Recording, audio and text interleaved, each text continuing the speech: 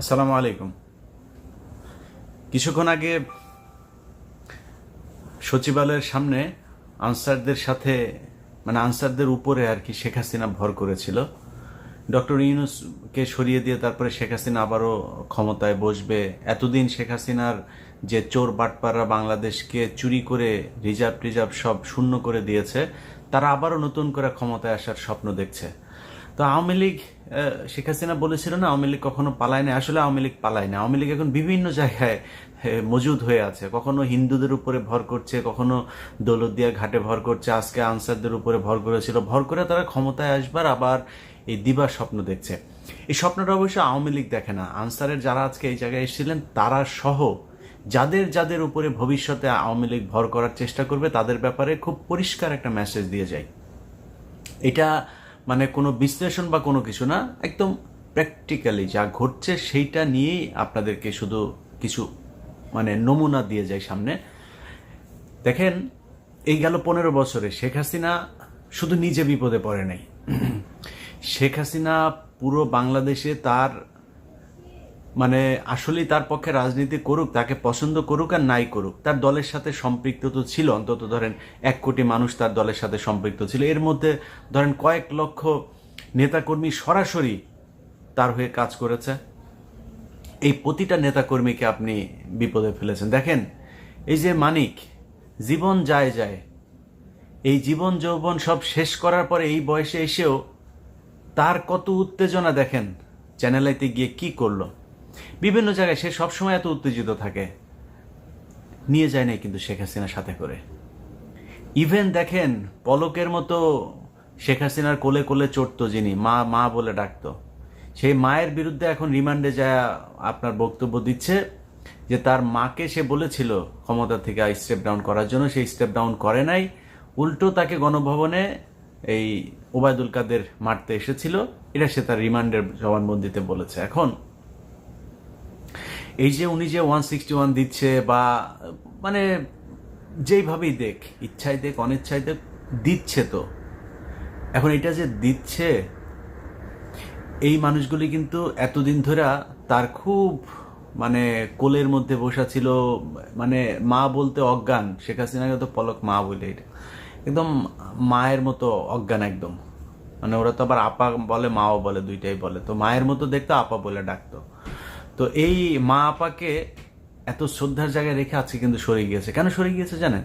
কারণ পলক দেখেছে যে আমার আম্মা আমাদেরকে কোনো নোটিশ টোটিস না দিয়ে নিজে ভাইগে গেল, আমাদেরকে একটু ভাগার সুযোগ দিল না।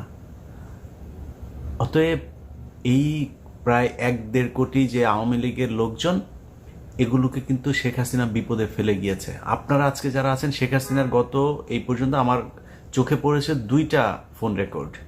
সে বাংলাদেশে বিভিন্ন তার নেতা কর্মীদের সাথে একটা কথা বলছে, কার সাথে? বরগুনাতে এক আওয়ামী লীগের নেতার সাথে। ওই নেতা তো মনে করেন ফোন, শেখ হাসিনার ফোন পায় ওর কাপড় টাপড় খুইলা না পারে, উত্তেজনায় শেষ। তো এই এত উত্তেজিত সেই নেতা, সে ওই লেভেলের না, শেখ হাসিনার ফোন রিসিভ করার মতো না, কিন্তু তাকে ফোন করেছে। এইটাতেই তার মনে করেন স্বপ্নদোষ হয়ে যাওয়ার অবস্থা। তো কেন শেখ হাসিনা তাকে ফোন করছে? কারণ শেখ হাসিনার এখন ওই জায়গাতেই ভর করতে হবে। উপর লেভেল তো সব মনে করেন আটক, এখনো ক্যান্টনমেন্টে, জেলখানায়, নানানভাবে নানান দিকে দেশ থেকে বের হয়েছে কিছু। এখন তো এই মিড লেভেলে এসেই তো তাকে কথা বলতে হবে। জেলা সভাপতি, উপজেলা সভাপতি, এই লেভেলের আওয়ামী লীগ নেতাদের সাথে তদ্দার কথা বলতে হবে। কিন্তু ওই ব্যক্তির যে উত্তেজনা আমি দেখলাম, এই ধরনের উত্তেজনা কিন্তু অনেকের ভেতরে হইতে পারে। সো উত্তেজনা করে, জামা কাপড় নষ্ট না করে, একটা জিনিস শুধু মাথায় দিয়ে রাখি, শেখ হাসিনা আপনাদেরকে উস্কানি দিয়ে আপনার জীবন নিরাপত্তাহীন করে তুলছে। শেখ হাসিনা সে নিজেও জানে সে যে ক্ষমতায় আসতে পারবে না। কেন জানেন? আমার এই কথাটা সত্য কি মিথ্যা সেটা আপনি একটু নিজে চিন্তা করেন। ধরেন শেখ হাসিনা এই প্রশাসনটা কিন্তু 15 বছর ধরে সাজিয়েছে। আজকে প্রশাসনে তো অনেক রদবদল হয়েছে। 5 তারিখে কি এর চাইতে বেটার ছিল না?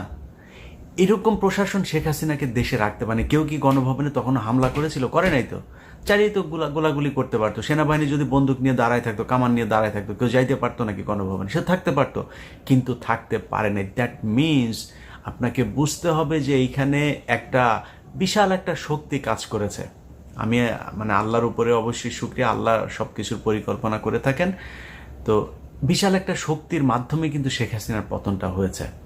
এত সহজে মনে করার কোনো কারণ নাই ডক্টর মোহাম্মদ ইউনূসকে ছাত্ররা মারামারি করে তারপরে গণভবন দখল করে ফেললো আর ডক্টর মোহাম্মদ ইউনূস বসে পড়ল।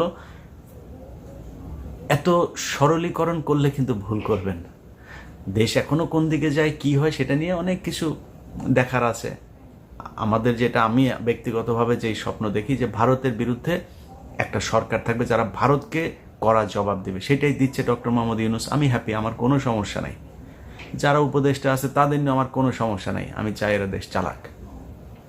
তো ধরেন এই সরকারটাকে যে 5 তারিখে তারা সরাইতে পারেনি, এখন আজকে এসে আরেক মাসের 5 তারিখ হইতে যাচ্ছে, তখন আনসারদেরকে দিয়ে সচিবালয়ে অঘটন ঘটায় সরকার পতন করে ফেলবে, এই স্বপ্ন কিন্তু দেখা কাপড় চোপড় নষ্ট করেন না।